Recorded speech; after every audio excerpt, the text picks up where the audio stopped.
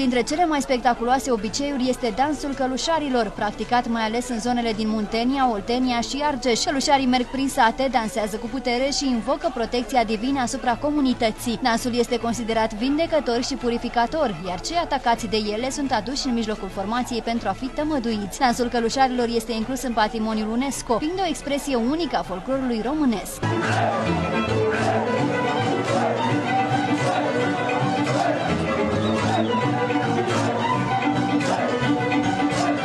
Într-o lume în care ritmul este tot mai alert, rusariile ne reamintesc de rădăcini, de liniște, de comunitate și de respectul pentru sacru. Este o sărbătoare în care credința se împletește cu mitul, iar biserica cu dansul popular și cu sufletul satului românesc. Păstrarea acestor obiceiuri nu este doar o datorie față de trecut, ci o promisiune pentru viitor.